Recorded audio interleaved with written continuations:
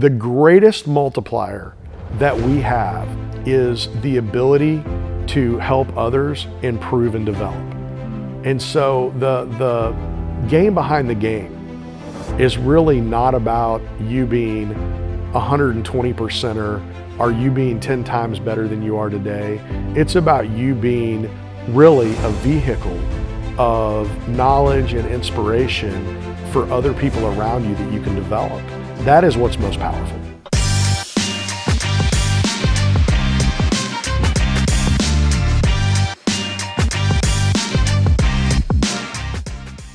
Welcome back to the Strategic Life Podcast. It's your host, Jake Havron here.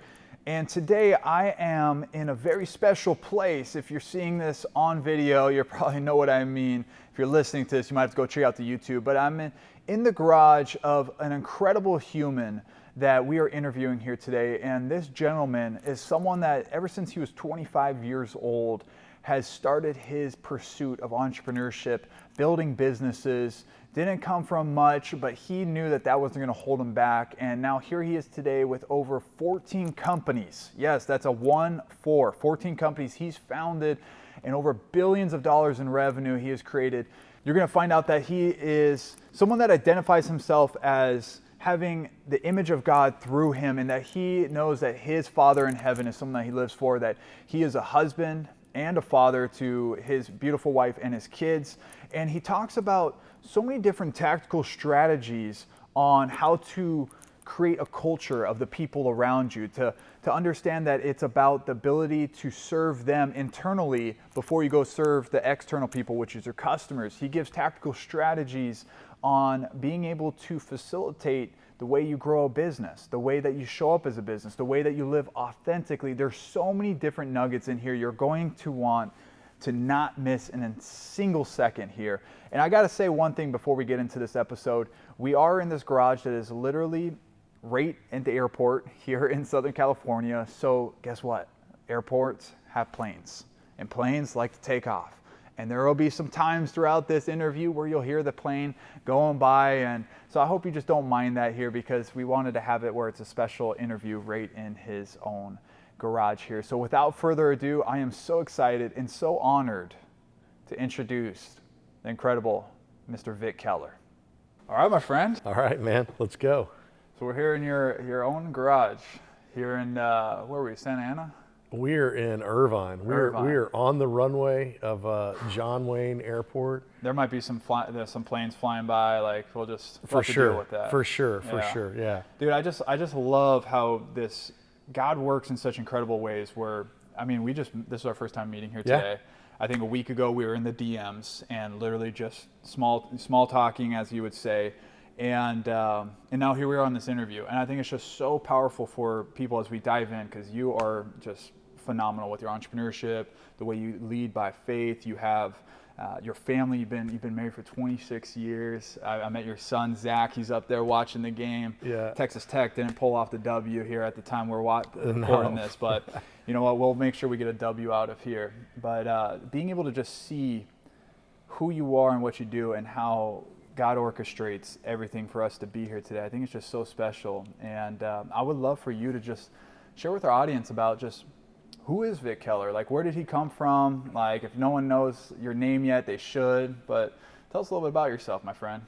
Well, Jake, I appreciate you having me here and on your great podcast, and to spend time with you and get to know you and your heart. And I can already tell that, man, you have an amazing heart for the Lord, and there is nothing more powerful than that. So I'm grateful for it. I think about who is Vic Keller, and first of all, I'm a son of Jesus Christ, which Amen. Yeah, just is what matters most to me. I have an amazing family, and I have a great dad and stepdad as well. But first and foremost, our Holy Father is definitely kind of the most powerful light I have to follow. So here I am at this stage of my life, and there's just no question about that. But I'm Alicia's husband, and I'm Zach and Cameron's dad. I love that. And that's kind of what's most important to me in life is, I want to make God proud. I want to make my wife proud. I want to make my kids proud.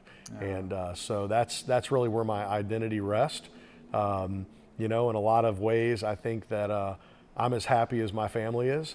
Yeah. And my job is to be, a strong rock and foundation for them. So, that's what matters most. That's so good. If you dive into business, I think I'm a serial entrepreneur, and I love to bring together extraordinary people and create businesses, and it's been a passion I've had for most of my life. But most of your life, starting at 25, right? Yeah. It's funny. I think about kind of when the journey started of all the different major markers in my life, right? When did I come to know Christ?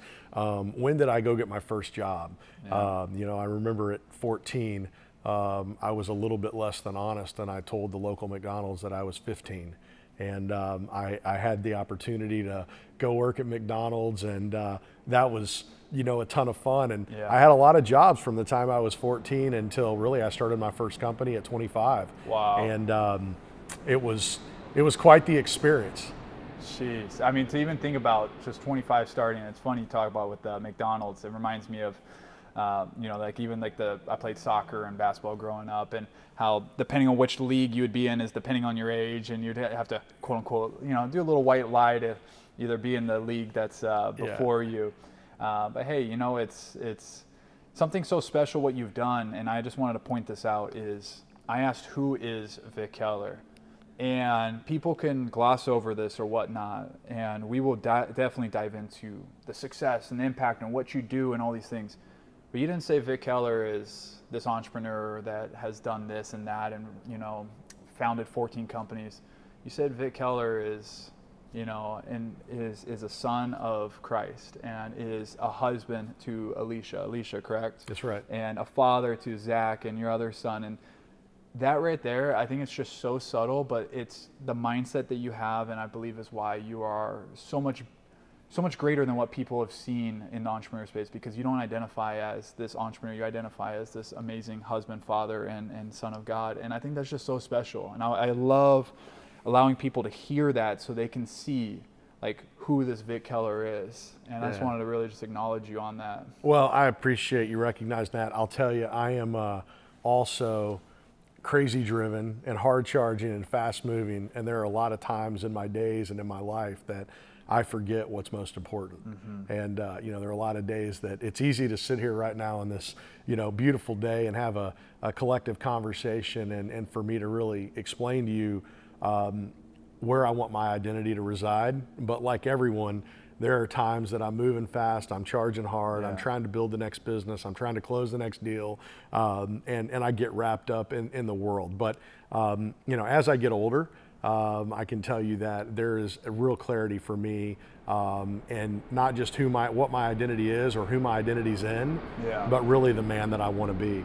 So it's a daily challenge, right? I mean, I wake up every day and I look in the mirror and I see somebody that is passionate about loving people. I also see a guy that's got a double chin and a bald head. And I know I've got good self-awareness on where I am, but I definitely start every day understanding who I'm serving, our Almighty God, and really what I want to do. But you get in the heat of the battle in the middle of the day, and you get a little bit distracted sometimes, and you're like, oh man, I lost perspective. But I appreciate you recognizing that. It is, man, God has been just so sweet to me and my family, and even when I've been less than sweet to Him, He's just loved me, so it's special. That's so good. And for those listening here right now, if you're watching in YouTube, first off, you can see that we are in quite a spectacle of a place. We just have, just a couple average cars behind us. Nothing special here, but beautiful place. But if you are listening, we do have the planes literally going by. You probably could hear this, so hope you don't mind that. And because we are literally in a hangar right at the airport here in Orange County, which is just so awesome. Yeah, we're on runway 17 right here at John Wayne Airport. We're right here, so you got to understand this is part of the process hearing these planes go by. But Vic, take us back to you being 25, because I think this is so powerful, because people see who Vic is today and they'll research you and they're like, holy moly's, this is just crazy what you have done. But who were you at 25? What happened? What was the pivot that was the genesis to all this of what you've created? Jake, it's I think back to 25, and at 25, here's what I know. I was a young husband, a young dad. I had 2 boys. I was passionate. I was driven. I wanted to be an entrepreneur, but I didn't know what that looked like. I didn't know what it meant. I didn't have any formal training. But I really had a desire to build and to create and to make things. So I was working at JP Morgan Bank, and I had a great career there. I was there right out of college, and they treated me well. They had amazing professional development to allow me to learn a lot about being a professional in business. But is what they didn't have is an entrepreneurial environment, and primarily because banking is got a lot of regulations in it, and you've got to stay in the lane and a lot of rules. And I think I realized, at that time in life that I wanted to go be a trailblazer, and I wanted to go build unique things. So I had an amazing mentor at the bank, a lady that today is a top executive at JP Morgan. And I remember going to her saying, I think I'm going to go be an entrepreneur. I want to start my first business. And she said, well, I've got good news. And I said, well, what is it? And she said, I think you're going to be successful. And if it doesn't work out, you can always come back to the bank. Wow. And so I was like, that's great. So I took the leap of faith. And my leap of faith was really the story that you hear quite often of the fact that I had no financial resources. My parents loved me well, but didn't have any resources to help me go be a aspiring entrepreneur. So at that point in time, I didn't have an instruction manual, didn't have a lot of training, certainly didn't have financial resources, but I said, I'm just going to go do this. And I started my first company, and I did it with debt and, credit card debt and every other kind of debt that I personally could get my hands on. And that was that was really how it all started. And what industry or what was that company like, just for people getting an idea of it? Yeah, so I was in banking, right? But by the time I was 25, I had worked as a fast food worker, as a grocery bagger, as a pizza delivery guy, as a lifeguard. I mean, I had all these different jobs, and I really paid attention to different industries. And when I went as a kid, when I would go over to my friends' houses, I loved my friends and we'd hang out, but I was really intrigued by their parents. So I always asked their parents, what they did. And I didn't stop there. I could totally resonate with you on that. I was similar. Yeah, I would be like, well, why do you do this? Like old spirit. Like you just couldn't hang with the friends. No, I loved my friends, but I was really intrigued with their parents. But I always would ask, why they were doing something. And it became interesting to me that a lot of them didn't have purpose, didn't have mission in what they were doing. They didn't really have why. Like, I had this job and I'm providing for my family, and which was admirable. They were my parents, right? My mom sells flooring. My stepdad's an automotive mechanic. My dad's an electrician. They did trade work, and they always have worked really, really hard and provided, for our family through that work. But they didn't have a big missional vision when it came to careers. So I'd go to my friends' houses and ask their parents what they did. I'd ask why, and then I would ask how. I really wanted to understand how. How do you do what you do every day? If you're an accountant, how do you do it? If you're an engineer, how do you do it? If you work in management, how do you do it? And I wanted to really understand that. So by the time I was 25, I felt like I had a lot of information that I had stored in my head. I had no idea how to tactically execute. But one of the industries I became really familiar with was the automotive industry, and saw some opportunities in the automotive industry. And I was, young and aspiring. I had a great friend at that time who was also a mentor to some degree, that had a background in the automotive industry, and he really encouraged me. And that was it. So I started my first company. I love that, dude. That's like, I'm for anyone that's listening, and I know I'm the same. It's like you're collecting all this data. You had no clue what that really meant. You were just curious, but curiosity allowed to this creation of this company, because it gave you enough of an understanding. And that's kind of like my journey of how I've got to where I'm today, is like I just would go out and try to help and learn and grow and receive at the same time from all different areas, from all different spectrums. So then if you get one problem in one area, you could take a problem or a solution from somewhere else and apply it there, And so that's so awesome to hear that you did that. But then people are probably thinking of like, okay, well, there's many people that have tried to start a company, and this one was obviously hugely successful. What would you say that created the success of this first company? Like, what was it? Was it having the right mentor? Was it you like just relentlessly working? Like, how would you boil that down to your success on that one?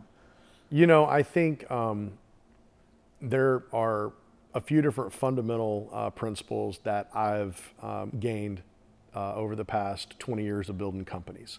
And the first one is to know what you're good at, which when I was 25, I had no idea what I was good at, right? I knew I was aspirational. I knew I had a young family to support. I knew I wanted the freedom of being an entrepreneur. I knew I loved the mystery of not exactly knowing how things were going to turn out, but going after them. Those were really big for me. But I also knew that I wasn't ever going to be an inventor. I wasn't going to invent things. And so I focused on innovation.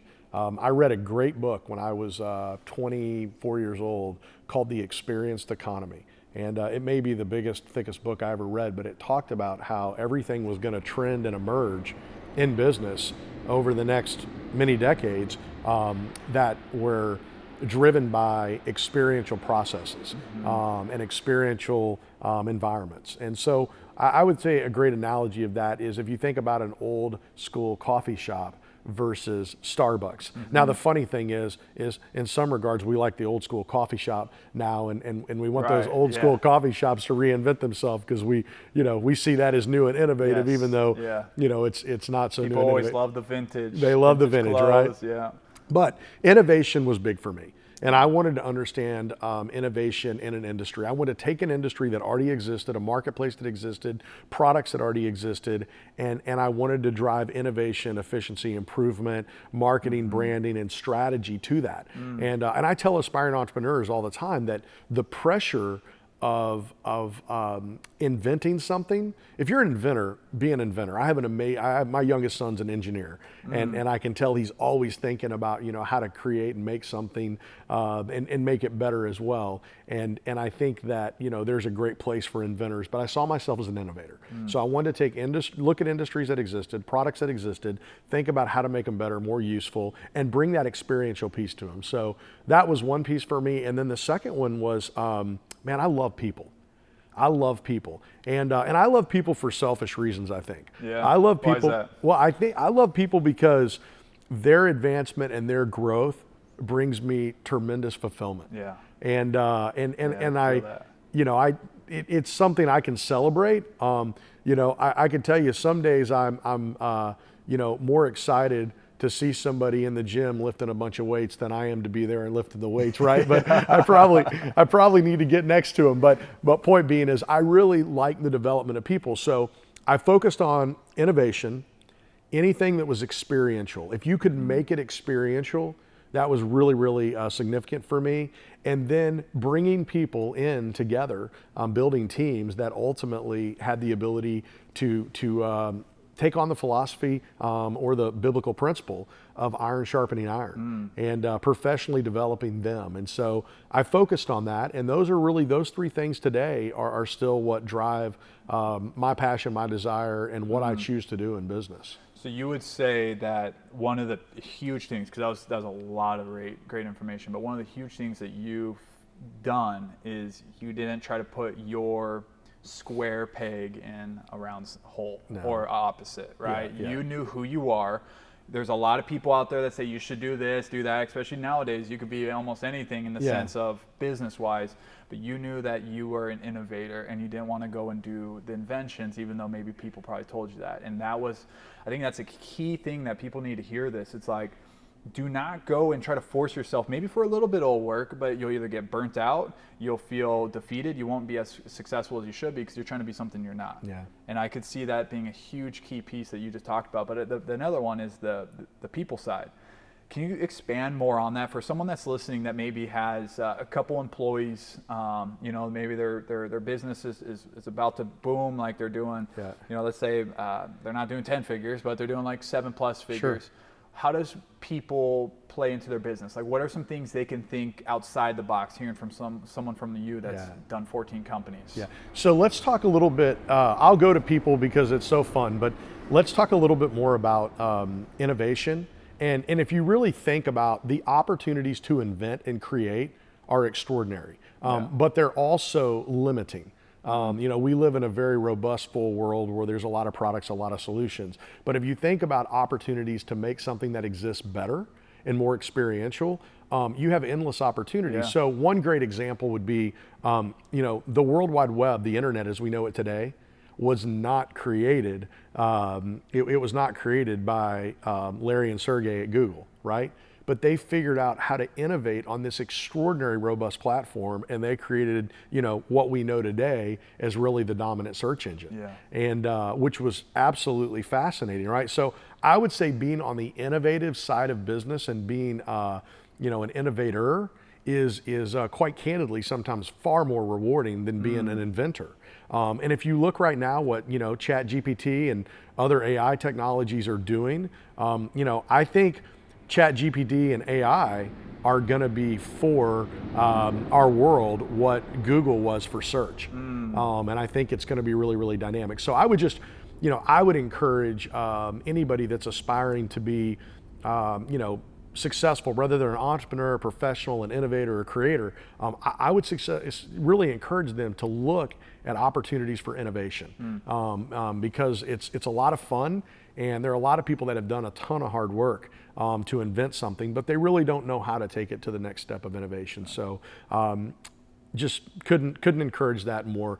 Your question about people and really someone that has a small team today, or maybe even a larger team, I call it the game behind the game, right? I focus on what is the game behind the game. And it's not just what meets the eye, but it's really what's behind the scenes, what's really driving, the success in these areas. And so kind of what is that playbook? When it comes to talent and people, I believe as an employer that has learned along the way, you're always looking for, I remember as a young guy, I was always looking for someone that was tenacious and driven and relentless and worked really hard. And as I've gotten more experience, I've gotten a little bit, maybe a little bit more greedy in what I want. I want somebody to have all those tendencies, but also to have a desire to be intellectual and to learn and to grow. Listen, when I started my first business, I went to my 3 or 4 best friends in the world and told them that we were gonna go build something amazing. I had no idea if we were or we weren't. I had no clue. But I sold those guys, hardcore that we were gonna go do something big. And today, I'm still capable of doing that, but I'm a little bit more selective in the people that I work with. So, I would say that the question, and here's the paradigm. If you hire someone, one of the things that has happened, I guess, for probably 100 plus years now, is you get a job description. And that job description is very much about what the employer wants the employee to do with them or for them. Man, I don't think that's the way to start out any relationship. So good you say that. I've been married for 26 years, and I can tell you, if I gave my wife an instruction manual on what she needed to do to be a good wife for me, it's just not going to work out, right? So I would encourage anyone that has the opportunity to bring on, recruit talent, to focus on what's important to the person that they're going to have on their team. So one of the things that we love to do, and we talk about in all the businesses that I'm involved with, is not a job description, but a journey description. So a journey description is really, how can we align the objective and the goals that we have for the businesses that we're building with your objective and goals? And it could be a career path, it could be titles, it could be compensation, but it could also be taking your family on a trip to, Europe. It could be a lot of different things, and we want to measure the milestones so we have integration between really what we're trying to accomplish as a business and what you want to accomplish as an individual. So this is where, and I'm trying to think tangibly here on this. So journey description, this is where you have the milestones of the business like you described. So you still have, what would that be? Instead of it just being a job description, what are like the milestones that you would have on there? Yeah. So milestones could be what the macro objectives are for the company. Okay. I don't ever want someone that works in one of our businesses to not be clear on what the strategy and the mission is of the business, because we want everyone to be missional focused, right? We don't want them to feel like mercenaries. Yes. We want them to feel like we're on a common mission. So the focus is more about where the company's going instead of what the role is exactly of what they should be doing step Absolutely. by step. Yeah, absolutely. So we're going to tactically get into what their role is, ultimately what the, our expectations and the outcomes are ultimately most important, right? Yeah. And so we're going to talk about those outcomes, but we want everyone to feel some harmony and working together. And then we bring that life component in. What's important to you? What is in, what you may say, hey, you could be a young professional, say, I hope to have a big family. Or I'm, trying to meet the right guy or the right girl or whatever it may be. Let's be real, these people, even me, for example, if I saw that, I've never been asked that before, especially if I was going to go in and get a job position. So just doing that just like ignites a spark within them of like, one, they feel like they're probably cared for. Two, they probably never talked about their dreams before until now. And three, they actually can see how the work integrates with their mission and they feel like they're part of the unit instead of, like you said, a mercenary. Like, that's profound. Well, I appreciate you saying that. The inspiration is that most people that I've worked with are not in it for the money. And you would say, well, everyone ultimately takes on employment so they can gain the financial resources to support their livelihood. Mm. But in today's world, and I don't just think in today's world, I think in the right world, people are macro missionally focused on what they want. And just telling someone, hey, I've got a great career opportunity for you. You're going to get stock options. You're going to get this pay plan. That is not what's going to drive them. Right. And if they're the kind of person we want to work with, they're community oriented. And a community could be your friends. It could be your family. And I can tell you that people that have a strong community, again, could be friends, could be family, could be both. The expectation that their friends and family have of them doesn't have anything to do with money. Mm. It has to do with their heart. It has to do with their mission. It has to do, are they fun to be around? Are they funny? Are they serious? What are they, right? So for us to try to isolate and just make it about financial elements of the business, I think is going to keep us from getting the best people. And as I said a few minutes ago, there's nothing that is more exciting than working with people that you want to work with. Yeah. But you better engineer your business and your mission and your strategy to attract those people. Because if you think that you're going to go out and offer people a job description and a pay plan, and that they're going to get in a missional mindset with you and they're going to help you build the business, good you're talking about this. It's not going to happen. There's a lot of listeners right now, maybe even the one listening to this right this second, they are mission driven, but they haven't been taught how to have their team be mission driven. So they want this, but they're giving them job descriptions and they're making them feel like they're a 9-to-5 employee mercenary. So you touching on this is huge.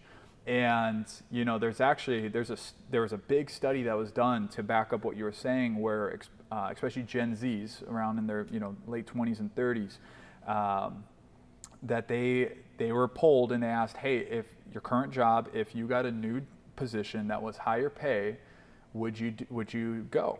And what they found is that majority of the people would go to the higher paying job if they felt like there was no bigger mission for the company they're at. And so that helped me understand so much, because I would be concerned so much. Like, I was like, compensation matters the most, and I need to make sure they could see the vision of the compensation. And yes, that's important. But studies have shown that if people feel like they're part of the mission, they understand where you're going, they will not go take that higher paying job because they would rather be part of something bigger themselves than just getting a paycheck. Yeah.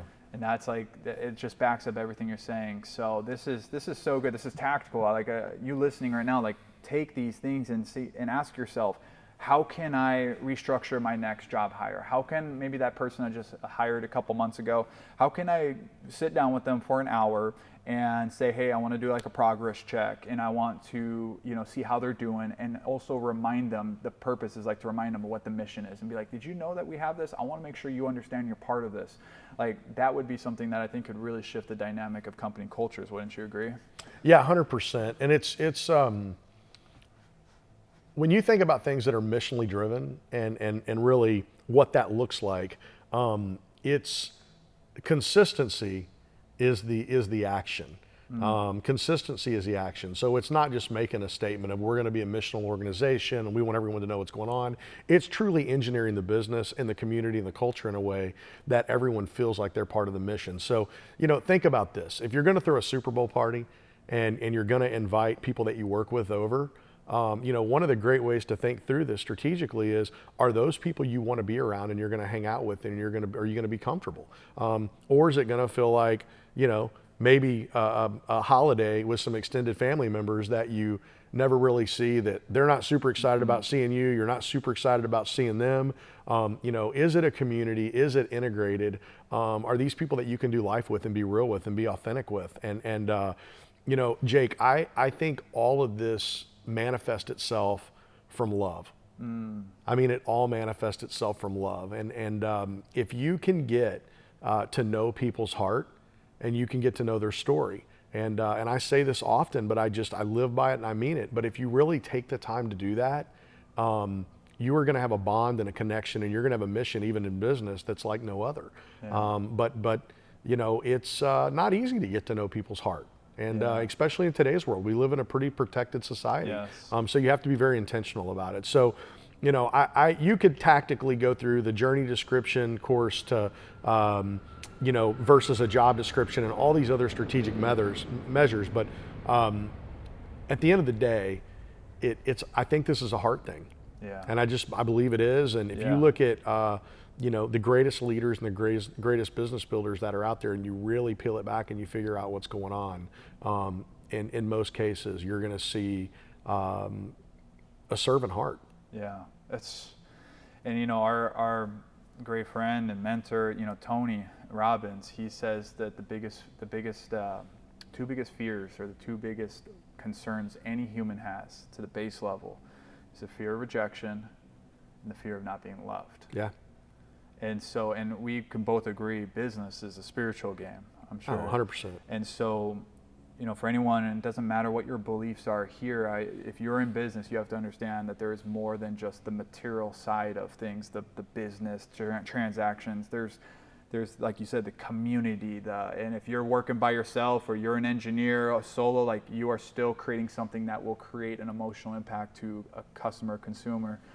But like, can I hit on that please, a little bit? Yes. So you think about building a team and building a business, being part of a team, or being part of a business, whichever side you're on. Everyone always thinks about the financial implications of doing these different things strategically in business. And I like to think about, what can we do that absolutely cost nothing more.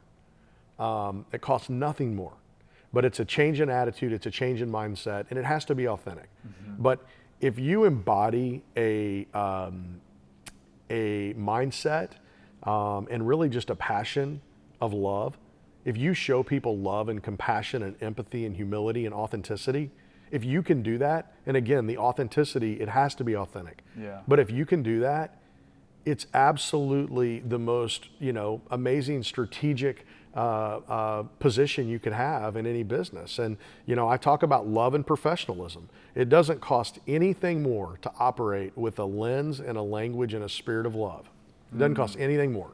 And it doesn't cost anything more to be professional. When I talk about being professional, that's written communication, that's verbal communication, that's presentations, that's the way we act and who we are. But if you think about that, if you're aspiring, even if you're, one person, but you're trying to attract ultimately the greatest talents or the greatest customers, I've just never seen anyone face the most painful levels of rejection if they're able to operate with a core of love and they're able to be professional. How do you, I think the authentic part is so important. Like someone listening, they're like, okay, I know I should be more authentic and all that, but how do you become more authentic? Man, it's a hard thing. I mean, for me, it's Jesus Christ. I mean, for me, it's the Holy Spirit. For me, it's the conviction of not being authentic. I choose to not live in a world that I am numb in. I want to be alive and I want to learn. And, I think that means I have to keep my relationship with God intact and strong. And I can tell you when I stray away from that, is when I don't operate with a spirit or a lens or a language of love, is when I'm away for that. So, look, I think you have to do a lot of self-work, in that area. And you can't just tell someone how to be authentic. It's a heart thing. Yes. It's a heart thing. Yeah. And look, people that are on my team will tell you, I have the ability to drop, maybe some of the longest, string of F-bombs that you've ever heard, right? So, I mean... The faith bombs, right? Yeah. They may not be faith bombs, but, I tell people often, I have the privilege, this unbelievable privilege to serve as a board member for an international church planning organization that just is extraordinary, called Acts 29. And some of the most profound, extraordinary pastors in the world are on this board. And then they have one business guy. They have me. And I think they just have me there because every once in a while I drop an F-bomb and I shock everybody and freak them out. But, at the end of the day, look, this isn't going to be kumbaya and everything's always wonderful and special. Listen, you can ask my wife and kids. I have the ability to lose my patience and to say things that I wish I didn't say. However, because of God and because of the Holy Spirit, I'm convicted by those things that I say and do. Yes. And let me tell you, I circle back, a lot and say, hey, I'm sorry, I love you. And I'll tell my employees I love them. And really repair that. I don't want them to just get over it and move on. Yeah. That isn't good for anyone. So, there is a level of accountability there is. that comes from saying that you're an authentic person, that you're a loving person. There's accountability there, and you need to be mindful of that accountability. And I would say, if you choose to have a strategic mission of operating with a spirit of love, but you don't want to be held accountable to it, then it's not authentic. It's not authentic, right? You've got to be held accountable to it. And ultimately for me, I've got the most powerful accountability partner out there. You do. And we both do. And for anyone that also, and he's an accountability partner for everyone. It's only if you want him to be your accountability partner. No, he will wear my ass out if I misstep, I can tell you, right? I mean, people, there are a lot of times that I'm sweating and I'm not wondering why. Yeah. I'm like, oh man, I'm like, God is on me right now. So he's always on me. Dude, it's so good you're saying this. And it's actually, let's let this transition into, it's evident what you just described, being authentic, the love, and you tell your people that work with you, coworkers and employees, that you love them, and you obviously embody Jesus and you allow his love and teachings to come through you. But how does faith play into all the success you've created, the impact, especially on the company side? Is there anything specific that you've done that you have like an example of people know how your faith plays in, or how do you bring your faith into the company without being repulsive or excluding certain people? Like, do you have any stories on that? Jake, I don't think I have any super pointed stories. I had the great privilege to helping lead. I got to help lead an organization that had 11,000 employees that was under one of the biggest flags in business, one of the biggest brands in business, and did 11 billion in revenue, and I had a very significant role there. And there were a lot of big events that I would host or be involved with hundreds or 1,000 people, whatever it may be. And there were, a few things that happened that were special in that environment. One is that I always took the opportunity to make sure that, I gave the recognition to God when I could and when it was appropriate. And being an entrepreneur that's a little bit rebellious every once in a while, there were times that I probably freaked all the HR people out in the organization. We had hundreds of HR folks, and I think I'd freak them out when, I'm saying, hey, we're going to, pray for this meal. And that prayer may have turned into an altar call by the time I was done. But I've always, done that. But I will tell you this,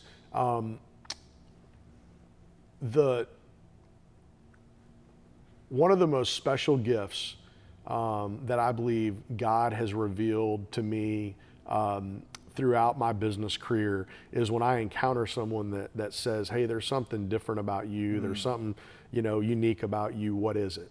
And the only thing I know to tell them, I have an amazing family, and I can tell you it's not my full head of hair they're complimenting on, because I don't have any, right? But it's God. It's the Spirit of Christ, right? That's it. So I don't know that I have a pointed or strategic way to live that out missionally in business. Like one thing, I think it's everything. Yeah. I think it's everything. But people know me again for who I am and my missteps as well. But the Holy Spirit keeps me in line, and as I said, I always want to come back to righteousness. So when someone says there's something different about you, like no matter who they are, what they say, like you're straight up and you tell them that? 100%. Yeah. Yeah, 100%. Yeah. I think I know what they're saying. Yeah. I think I know what they're saying. I think it's a trust but verify thing for them. I think they're trusting that there's probably something spiritual, and they're going to come ask me. And let me just tell you, my answer is it's God. It always is. And I can't tell you, how many times that's happened. And quite candidly, it brings me to tears because it's, that God would use, such an average guy like me to be able to advocate something different. So listen, I want to be clear. I've stood up in front of large groups as well and challenged them on things in business, and they probably didn't see God in me. And some of those times they're like, this guy is a hard-charging Well, do you think commercial guy. Do you think people saw Jesus as the Son of God when he was flipping tables? And, and going crazy? But it was in those moments that kept him authentic. It was out of pure love in that sense, and he also has to bring judgment, right? It's not so much just you have to be the cheerleader for the company. You have to bring judgment. You have to keep direction, or else through the laws of nature, things would just naturally dissipate. Well, right? and people want leadership. They want. Yes. People want leadership. People want leadership. People want guidance. I think one of the really lost arts of business today is the mindset that people don't want accountability, that they don't want management, that they don't want leadership, that they don't want structure. That they do. I can tell you, I have a 23 and a 26-year-old, two sons that are both in the workforce. And I know how important it is for them to have good managers that guide them, that develop them, that hold them accountable. And I can tell you, when I see young people working in an environment, especially driven, motivated ones, that don't have that synergy of having great leadership or great management, I hate that for them. So, accountability is, and sometimes it's tough, right? I can tell you, you're obviously a huge proponent of fitness, and I can tell you that, I've never seen a great trainer that goes to the gym that, hands you an ice cream bar and says, hey, let's walk around and look at this equipment. I hope it works out. Right? Yeah. You've got a mission, you've got a strategy, it's a managed process, and you probably don't exactly love each other, during the way, right? That trainer's looking at you going, what the heck's wrong with you? And you're looking at them going, why are you killing me? And so business is much the same. It's not all a bed of roses. But again, if it's missionally driven and you all know that you're going in the same direction and what you're going for, I believe that's a recipe for success. That's good. What would you say, now that we're on topic of leadership, what would you say your top advice, strategy for, once again, an entrepreneur listening? They already got leadership going on, but what would be, from someone like you that's seen so much, what would you say for leadership advice? So we live in an interesting time where everyone wants to be a leader and everyone wants to talk about leadership. And I have studied leadership since I was a young man. I started reading business books when I was 14 years old. And I look at, some extraordinary developers of leaders. I mean, look at the John Maxwells of the world. Look at Peter Drucker. Look at some of the modern day extraordinary CEOs that we see, entrepreneurs. And leadership is really important, but I think something that's been lost and missed is management. And my wife, who has been an extraordinary mom but hasn't worked really in the professional world, short of having to listen to me talk about business for 26 years, she shared something with me just last week, and she said, without good management, leaders leave people. And if you think about that, if you're a leader and you're all about your leadership, there's a lot of people that are going to get left behind because they don't have the tactical skills and knowledge and information that they need from management that's going to allow them to trend with a leader. So in the way I break that down is whether you're a solopreneur, have a couple people, whatever it is, focus on management as much as leadership. Because you can be a leader and you could tell people, hey, we're going to go climb this hill. We're going to make it to the top of the hill. We're going to go. And you can be inspiring. But let me just tell you, inspiration without knowledge is nothing. Inspiration with knowledge is transformation. It's complete transformation. So when you think about management, think about how you can help people create outcomes and how you can give them a map and be a guide. And I think a lot of times, leadership sometimes feels a little bit like a guru syndrome, right? Of hey, I'm going to lead you. I'm going to say the right things. But in today's world, the smart people that I see in the workforce and that are building businesses, think about all the tools we love, all the technological tools we like for efficiency, optimization, organization. Those are functions of management. Yes. So the first thing I would say is if you're going to be a great leader, understand how to be a great manager. Yes. And you may not be a great manager. I am not a great manager, but I have focused relentlessly on trying to give the people that work on my teams the tools that they need to allow them to be effective in the areas that a manager would touch. And then also I've hired a lot of great people that are great managers. That dude, while you're saying that, I'm having all these aha moments like, dude, this is so good. This is so good. I believe, like you said, it kind of has almost like that guru-like syndrome. I believe with what you just shared here, leadership to its core is only when it is someone motivating plus with management, because they have to motivate to a mission, they have to guide, they have to direct, but they have to have management.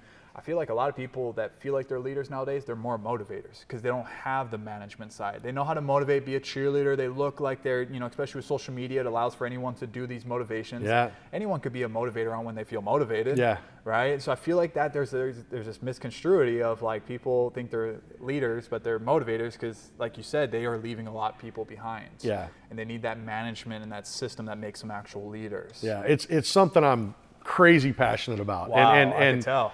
Yeah, I'm crazy because I believe that there are a lot of times through my life that I followed leadership, but I didn't have the tools and resources to be effective. And ultimately, I was inspired, I was motivated, which is so important, but I didn't have a map. I didn't have a guide. I didn't know where to go.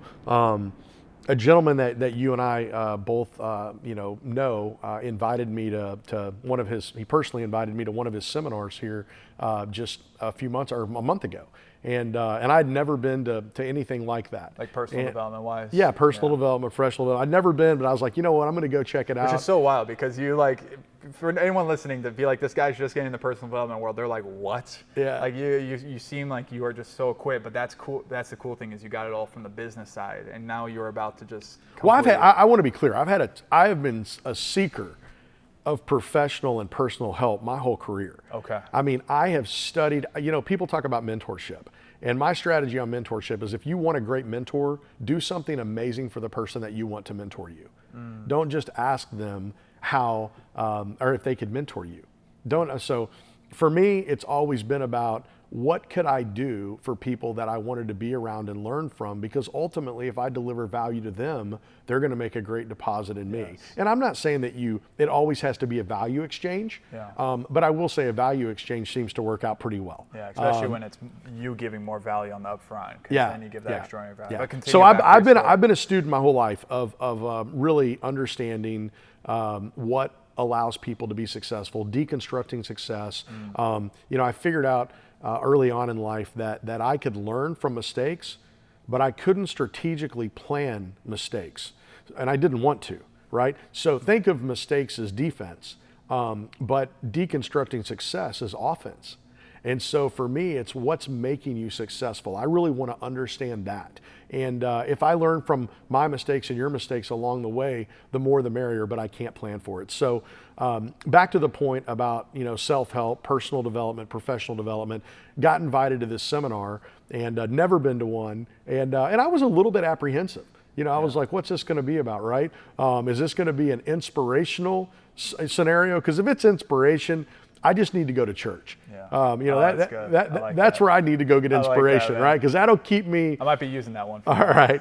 Well, that'll keep me focused on what I really need to be focused on, right? And I've never left, after, listening to a good hour of worship and a great sermon and not been inspired, right? I'm always inspired. You just want to keep that with you forever. So I go to this personal development seminar, and I left there just absolutely blown away with how tactical this gentleman was in delivering not just inspiration, but true knowledge that was going to allow people to have transformational scenarios in their life.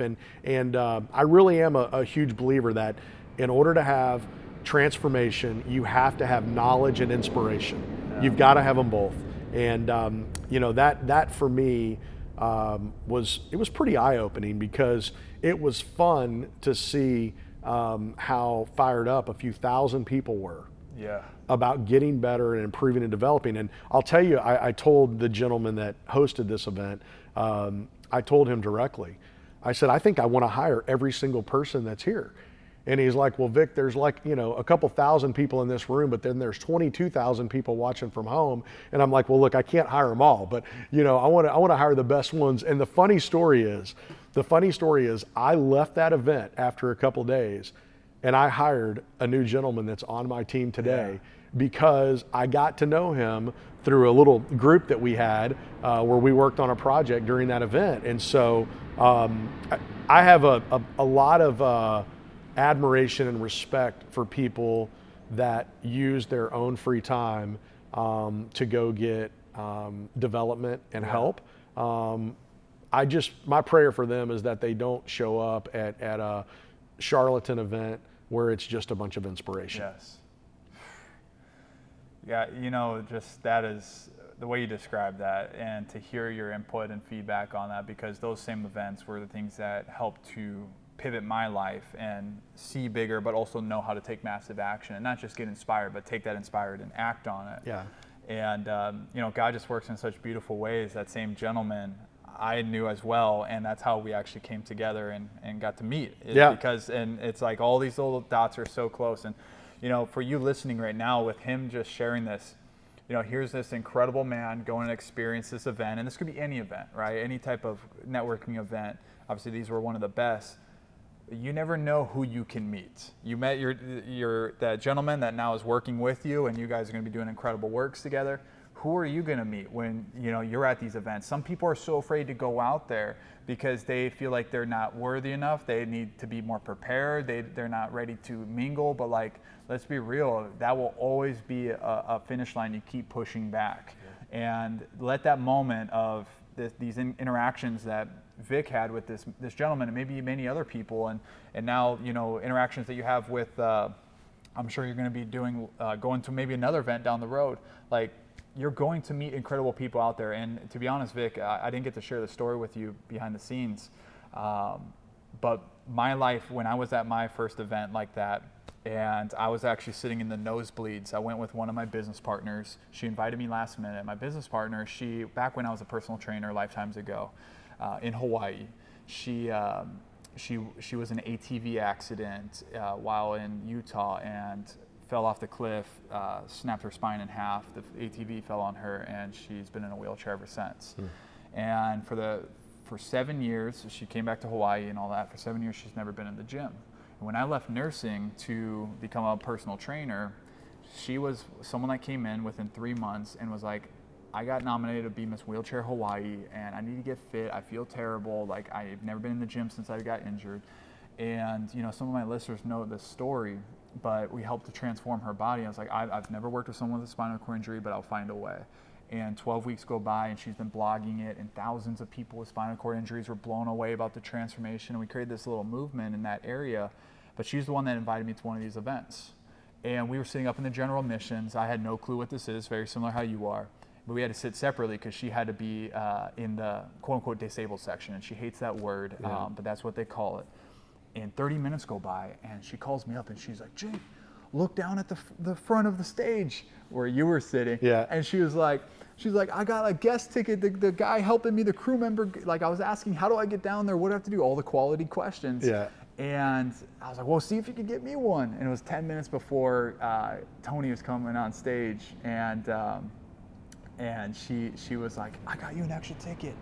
And so I was running down like it's the Price is Right from the freaking nosebleeds. That's great. But the reason why I shared this story, because that set me onto an entire new trajectory because of proximity, being around high quality people, people I would have never even imagined meeting. Because I was in an environment like that where they're all high energy, high frequency, everyone's meeting each other, working partnerships, I became friends with some very high quality people that believed in the mission, believed in impact. And part of the reason why I'm here today speaking on stages, working with all these different companies is because of that. Proximity is power, as you've heard before. And I just wanted to share that because this man right here understands it so well. You've been around so many people in different spaces to be in that proximity. So I just love hearing that story of what you're doing on that.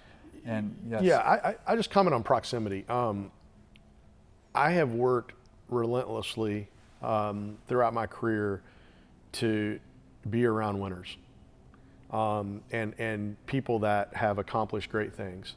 And I think that falls into the category of proximity, of seeking proximity. Yes. And it is absolute gold.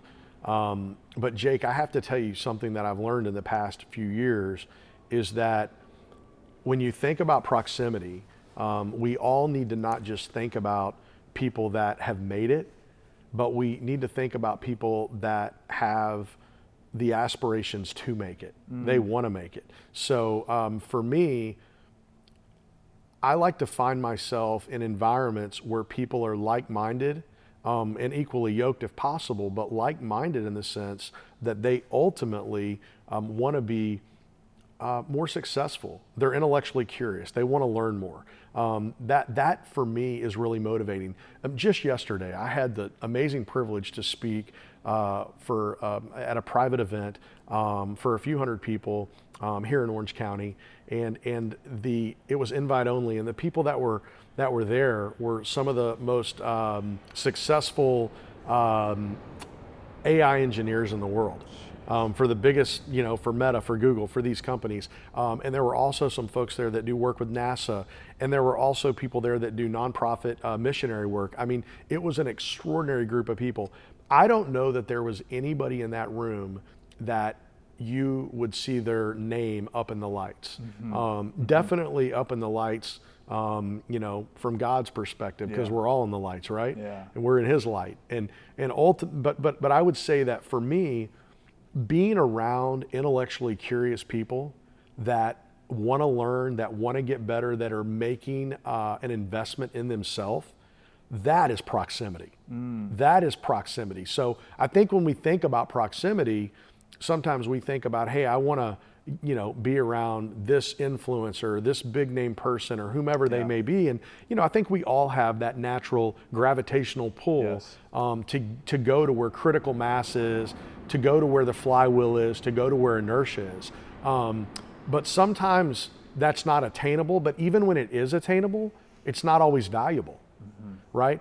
The value for me in my career has been, and my personal and professional life, has been around being around people that are intellectually curious, that want to get better and want to improve. And I love those people because we can build anything together. Yeah. So I just really think that's important when we're thinking So, about proximity. It's great that you're shining the light on that. When you were in that room with these intellectual people and you were Man, I felt dumb. I was going to say, so you're speaking there, correct? I was speaking, yeah. So, I mean, I would love to hear just a little bit of insight of you, because you've spoken on stages of 10,000, spoken to entrepreneurs, people that are obviously happy clappers, like. Yeah. But for someone they're all intellectually so just like unique, and it was a couple hundred people only. Like, what was going through your mind? What did you have to think of? Like, when you're sharing your story, was there anything you had to tweak a little bit to better like resonate? Like, I'd love to hear just a little bit of. Well, the first thing, and forgive my language, is it's not an environment where you want to convey much bullshit, because these people will laugh you right off the stage, right? So Yeah. it wasn't about selling. It was about effectively communicating pragmatic and logical information that ultimately could be utilized to produce outcomes versus just inspiration, right? They were rich on the knowledge side, but I'll tell you, it's kind of funny you asked this. So it was a Q&A, and I spent 25 minutes or so answering questions about different business things, complex business things. These are really smart people. And I was sharing some practices and tactical expertise that I have just around building businesses. And the gentleman that was moderating the event, which is an exceptional human being, he recognized that my 26-year-old son, Zach, was there. And Zach was sitting next to me during the event before I went up on stage. And so I was about halfway through this time of talking about business and about building businesses and scaling and how to create operating leverage and how to get margin expansion and how to, just do all the fun tactical things in business. Yeah. And the gentleman that was interviewing me said, "Do you mind if Zach comes up here, my son, who has never been on a stage in his life like that," right? And so Zach comes and sits next to me, and here I am on this stage. I've got my 26-year-old son who, was one of my best friends that I love dearly, but I am scared to death about what they're going to ask him and what he's going to say. So the commentator, Dave, he looks at him and he says, "Hey, what's Vic like as a dad?" Oh no, that was the first question. First question. What's it like to have Vic as a You're dad? probably just like, oh, what? I'm like, man, this is gonna be interesting, and I've really never heard Zach. I mean, we're very close, so it wasn't odd, but I've never heard him have to answer that question, and he answered it very sincerely. And then the next question was, do you feel like you have quite candidly unrealistic expectations for yourself because your dad is a high achiever and driven, and he said, his answer was, no, that's not the identity that we have in our home and our life, and it's not about that. And so there were a lot of wet eyes in that room, but none that were as much as me. But my point in bringing that story up is that at the end of the day, the most valuable conversation that happened while I was on stage and talking was the conversation around what's it like to be an extraordinary, an extraordinary son, meaning Zach, for me as his dad. What does that look like? Because Zach's extraordinary. Yeah. He really is. And so that was what it's about. So it comes back to heart. I'm in a room with the smartest, most extraordinary people that are in business today, and doing great research around AI and, as I said, many other things. But is what really mattered the most to them was, what is the relationship like that I have with my son? How does my son see me, and how do we communicate, and what does that look like, and how does our family unit operate? And so that's where I say, people try to make their work life and their personal life separate, and really I think a proper integration of that is going to be more valuable for everyone. So good, man. So that moment was, I'm sure it was really special. Was that the first time he was up on stage with you? Oh yeah, never's happened before. Yeah. Yeah. What did that mean to you? Like, just what? Did that paint something in your head of what's possible, of what you guys could create moving forward, or just seeing? Yeah, I think that it was a reminder for me that here I am on stage speaking to some of the brightest minds in the world, and I definitely was on point to share strategic business concepts with them. But at the end of the day, is what mattered most again was them seeing the relationship that I had with my son. And I believe that it brought a level of authenticity. Yeah, there you go. Right? Yeah. And transparency. Yeah. Right? I mean, and people, look, groups generally, my opinion is large groups of people have a compounding ability to detect authenticity or not. Yes. Right? Oh, the meters are so everybody's nowadays. thinking the same. They may not say it. Yeah. So for me, the reminder was, man, just be yourself and be real and be authentic. And if it's good enough for God, it should be good enough for anyone. So it was inspiring and motivating. And it makes me think of the multiplier effect, which is something, I'd love to share my concept with you on that. Please. At some point. Would you like to speak on it now? Yeah, I mean, so we live in a world of 10x, right? Yeah. And I don't mean a world of everyone's thinking 10x, but everybody's thinking, how can I be better? How can I be, the fastest, the leanest, the sharpest, the very best at everything they do? And unfortunately, a lot of that gravitational pull is into professional development, not just personal development. And quite candidly, the prerequisite of professional development is personal development. So it is important. The price of admission for those of us that are high achievers or for anybody is that I think we should desire to be our best self. But the challenge is that no matter how good you are, Jake, no matter how good I want to be, I'm one person. Yeah. And the multiplier is not 10x. I'm not going to be able to make myself 10 times more of anything. Trust me, if I could, I'd have a full head of hair. So you're not going to be 10x at anything. The greatest multiplier that we have is the ability to help others improve and develop. And so the game behind the game is really not about you being 120%er, are you being 10 times better than you are today? It's about you being really a vehicle of knowledge and inspiration for other people around you that you can develop. And for me, as I go to events and have the privilege to speak with people and gain insights and information from them, it's more about where can I share that and how can I help others grow. Yeah. That is what's most powerful.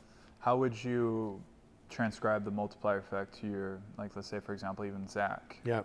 What would that be like if there was one thing that you can leave with him, or how are you playing that into this dynamic with your son? Yeah,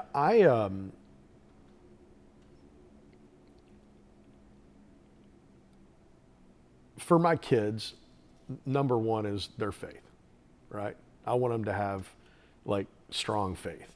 Because I am, the greatest title I have is husband and dad, but I'm never going to be a perfect husband or a perfect dad. The good news is God is a perfect dad, right? He is there and he is with them 24/7, 365. So the stronger their faith, they have this awesome dad available to them, this father that's going to be there forever. So that's number one.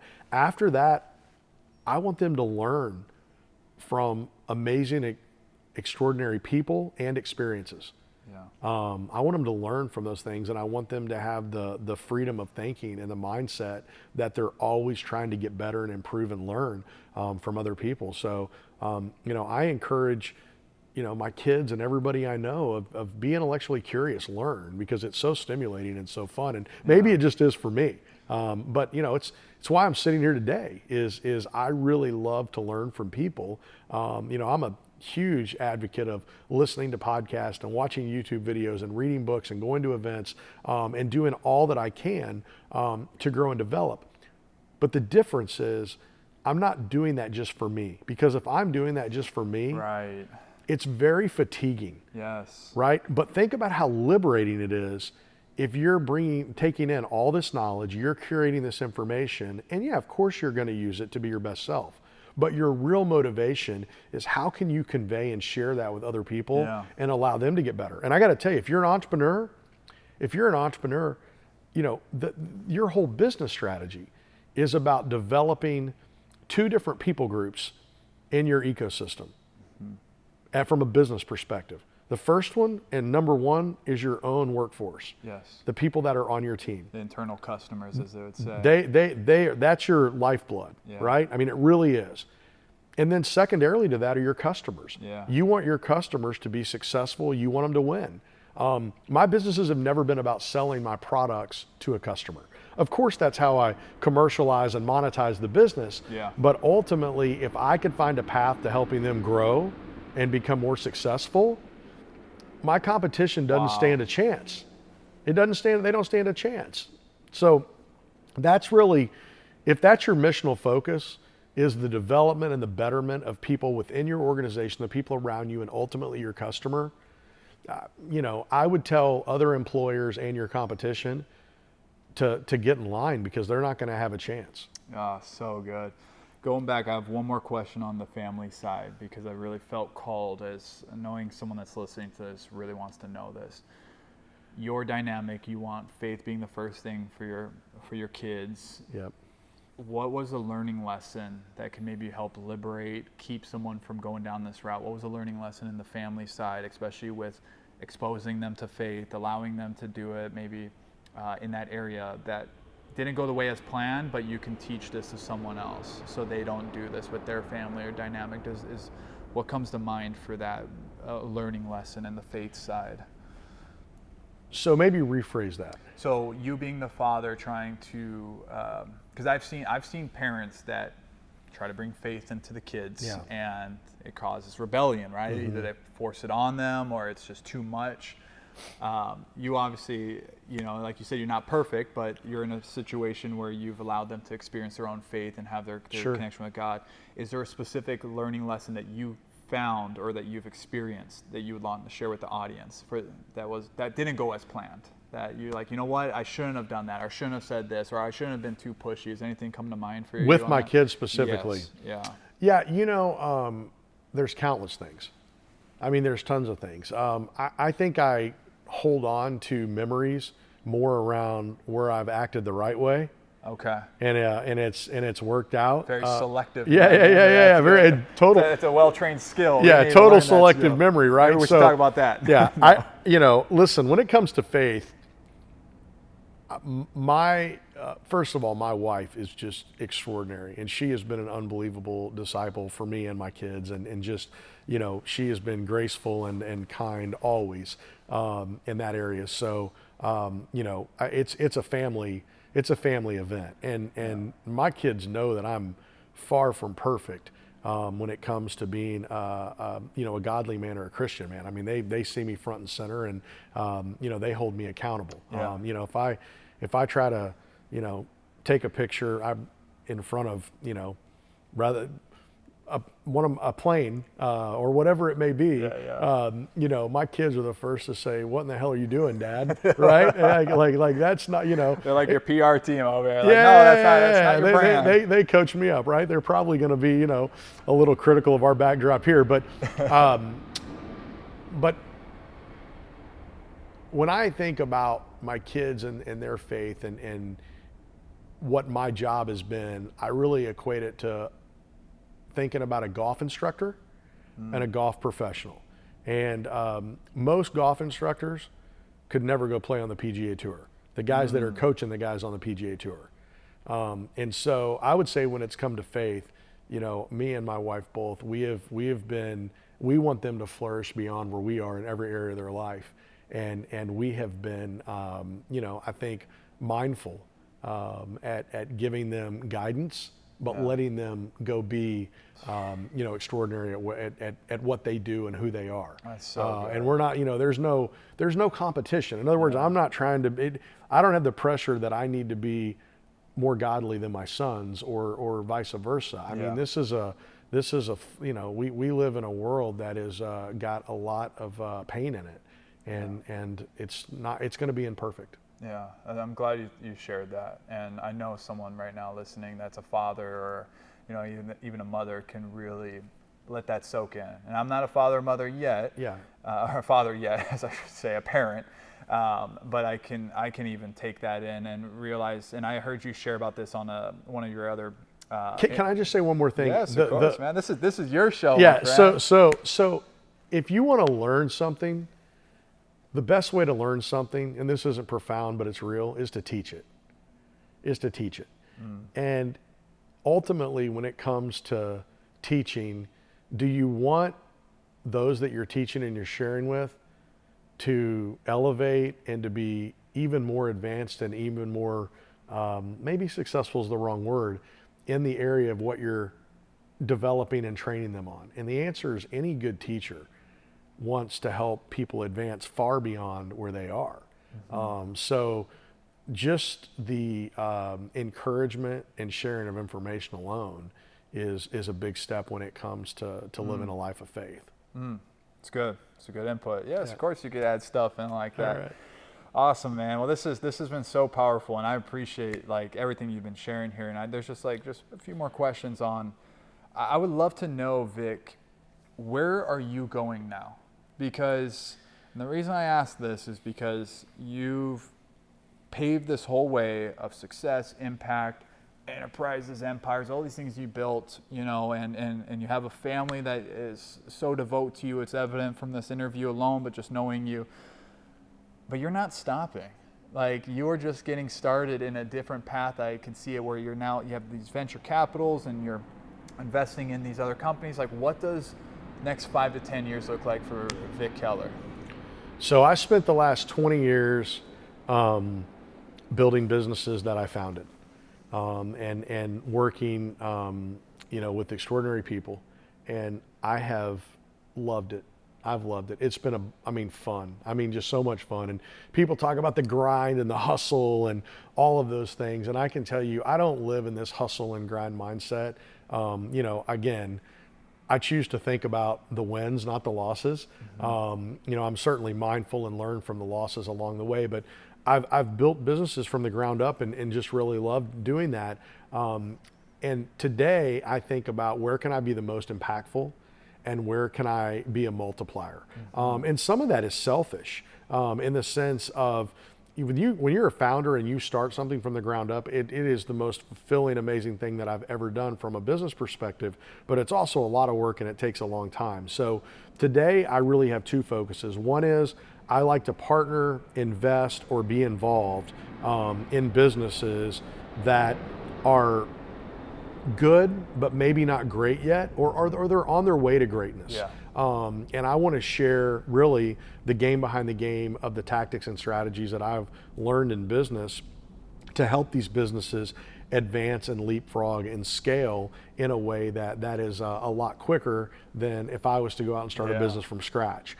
So that's on the business side, whether it be with Experience Ventures or my private equity firm, KLV Capital, or any of the businesses that I have the privilege to own and have stewardship over.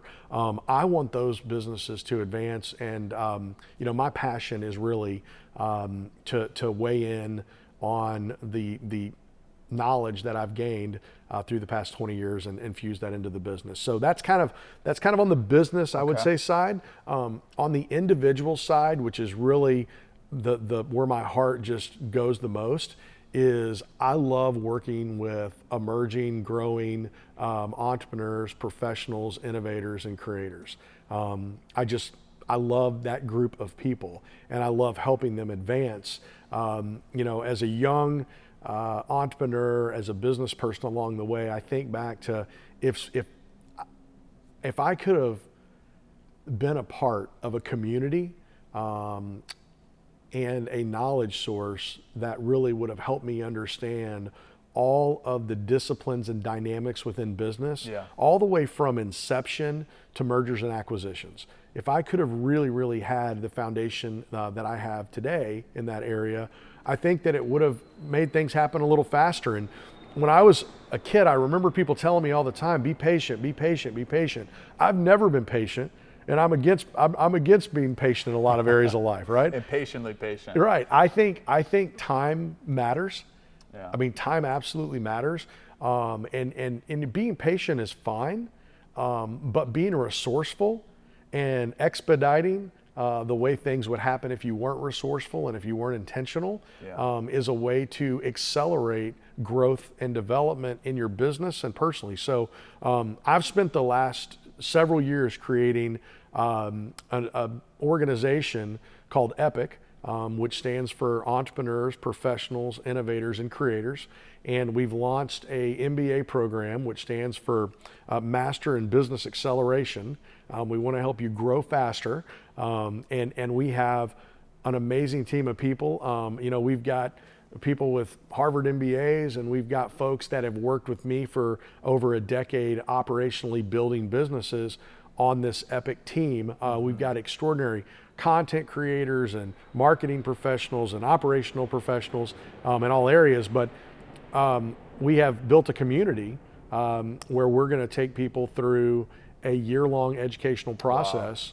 Wow. And then from that, we hope they stay in the community for many years to come. So EPIC MBA is kind of I would tell you that's where my heart is right now. Yeah. And even in the businesses that I have the privilege to steward, to invest in, to be a part of, ultimately the principles that we deploy in those businesses, what we teach in those businesses, are all the same foundational things that we have in EPIC MBA. But the reality is I've learned that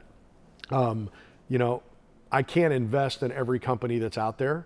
I would love to invest in so many extraordinary entrepreneurs because I fall in love with them. Yeah. I would love to invest in every one of them. However, while I can't invest in every one of those businesses, what I can do is create a community to help those individuals develop and advance in a much faster way than they would on their own.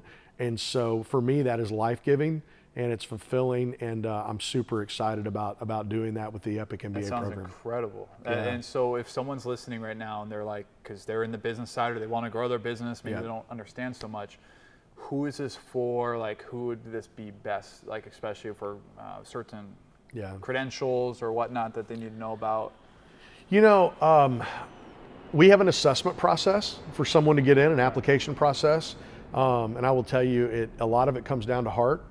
But we have people that are 25 years old, that are young, emerging, aspiring, not even gotten into business yet, but want to learn business, all the way to, people that are much later in life that have built businesses that are $100, $200 million in revenue, but really want to understand how they need to strategically position their business over the next few years so they could have an exit and optimize their return.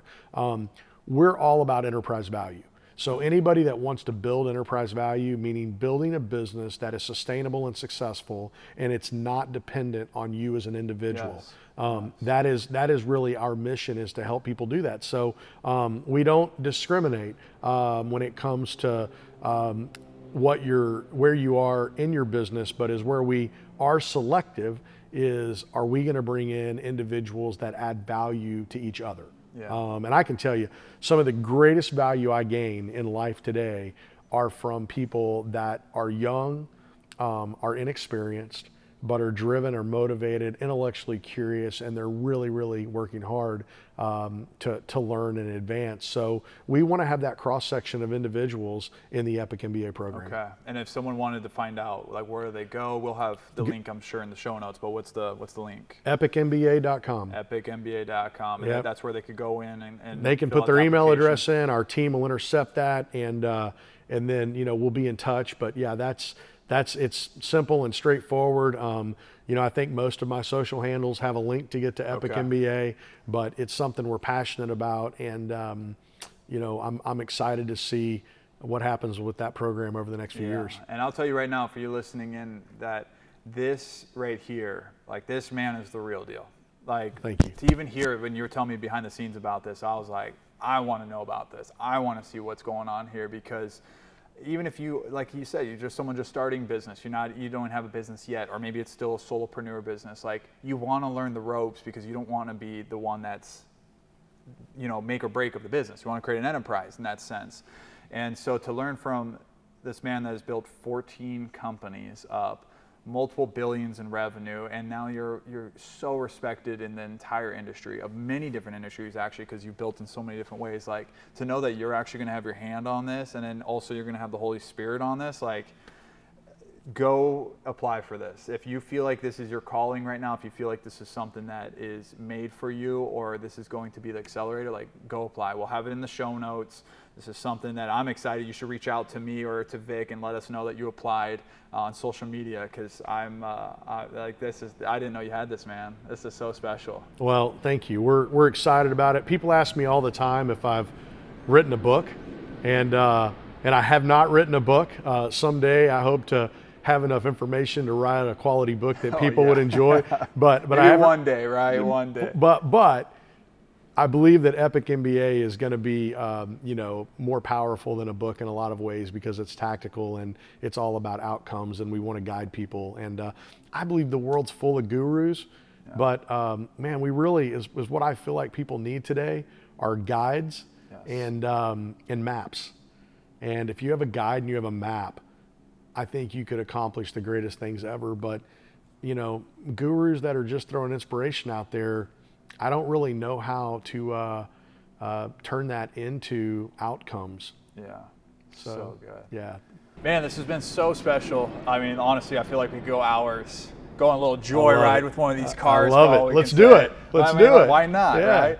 But my last question here before we wrap up here, and I gotta know, like, what is a strategic life to you? Like, what does that mean to Mr. Vic Keller? Yeah. For me, a strategic life is not about the scoreboard, about my scoreboard being about me. It's really about, first and foremost, having a kingdom focus mission ultimately. And so I think the ultimate scoreboard is God's scoreboard. That's number one. And I think a strategic life is designing. Let me just share this. I think about when I was a kid, all I wanted to do was have fun. I just want to have fun. Yeah. I mean, everything, I just wanted to have fun, right? I mean, no matter what it was, I was like, man, is this fun? So as an adult even, I used to always say, well, what matters more than having fun? Isn't it all about having fun? I mean, having fun's great.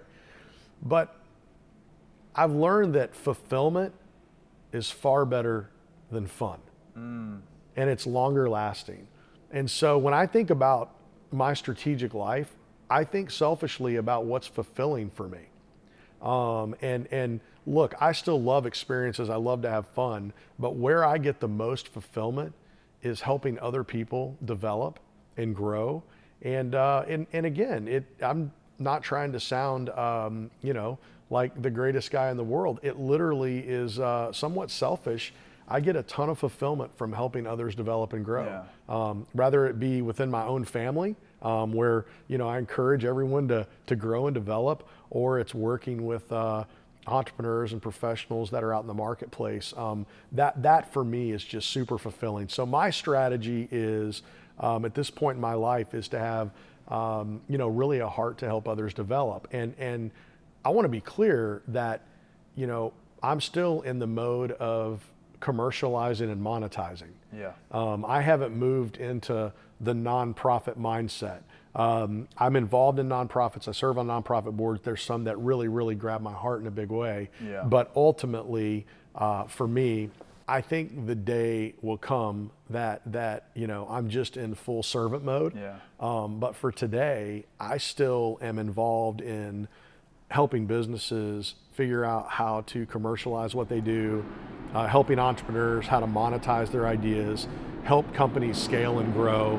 I love that. So my passion is about developing both businesses, which I mean greater ecosystems, and individuals that ultimately are going to be the most impactful for the businesses or the vision or the ideas that they have. So I love to ideate. I love to sit around and ideate, but what I really love to do is execute. And it's a lot of fun to be involved with things where you can measure the outcome. Yeah. And that's really where my focus is mostly today. That's Vic's strategic life right there. Not just having fun, which is important, but having fulfillment. Fulfillment, fulfillment is the outcome of if you're doing the right thing. Yeah. And yeah. Any final words for the listeners here? Just anything that you want to leave them with before we wrap this up? You know, the only thing I would want to share that we haven't talked about is that we live in this polarizing world today, where there's a lot of fear, there's a lot of anger, there's a lot of anxiety, there's a lot of hurt. Quite candidly, there's a lot of tough things that are real life. And you can't make those things go away because they're real. And they're circumstances of a lot of ways and things that we do in life of how we live. But for me, if there was anything that I wanted to share is just the encouragement that, if you are an aspiring professional, if you're a dad, if you're a mom, if you're an entrepreneur, if you fall in these categories, we live in such a great world. And I don't just mean, the United States, I mean the world. And certainly there's troubled regions, there's a lot going on, but God has blessed us all with this extraordinary earth. And, I hope that everyone has a lens of optimism and hope and encouragement and possibility in a time that it seems that there's just a lot of negativity that weighs on people. And at the end of the day, if you could just do one thing and one thing well, and I tell myself this all day, every day, so I'm preaching it to myself, is to love people and to be loving and to find a path that really allows you to be authentic. And where you can be authentic is where you'll shine no matter what it is. So I'm excited. Jake, I love what you're doing. I love that you're talking to people like me that are not qualified to be on your podcast. No, I love that I really love that you are not just someone that's focused on getting to the best possible place you can, but you're really focused on helping other people grow. And I believe that's a biblical principle. Yes. And I think that's what God calls us to do, is to help others develop and grow. And so I really applaud you for that. Thank you. And by the way, the people that are listening to this, they're like 90% ahead of, a huge percent of the population, because if you're listening to this, if you're watching this, ultimately you want to get better. You aspire to get better. And that mindset alone is awesome. Yeah. Well, that's powerful words you left people with. And, dude, I just got to acknowledge you first off. Thank you so much for allowing this to happen. Sure. Anyway, this is the reality of it for you listening here to the very end. This man could be anywhere, any place, at any time. He has thousands of people coming at him for business opportunities, podcasts, all these things. But I got to acknowledge you for listening to the Holy Spirit within you, the intuition. God had his hand on this to make this happen. We just met a week ago, and I see a long-term friendship, a long-term just emergence of what we're doing together because of who your heart is and what you are. And but I got to acknowledge you for listening to the Holy Spirit to allow this to happen, because I know someone listening right now, and there's going to be more than one person, but the person listening, they're going to have a shift in their business. They're going to understand what it means to be spirit-led first, even though you could build successful companies. They're going to understand what it means to pour into your kids, especially if they're a parent, and they're going to have shifts in their business and their life from this podcast. And that is a multiply effect right there. And you've called the called, and you've done the do's, and you've listened to what God has for you. And I'm so excited for where you're going. I know you kind of said that about me, and I'm, age of your son almost here, but you are just getting started in the profession and in the new industry. And I'll tell you right now, God is moving in the entrepreneurial space right now. Oh yeah, for sure. There are so many people that have been tinkering around, been lukewarm. They are getting saved. Yeah. They are getting bold. Yeah. And it's going to be exciting to see how you play a big part in that. Well, I'm grateful. It's very encouraging. And, I think that, man, it's just a great privilege to be able to work with people and to have relationships with people that ultimately are Christ-centered and Christ-focused. And you ask, why I'm here today, or,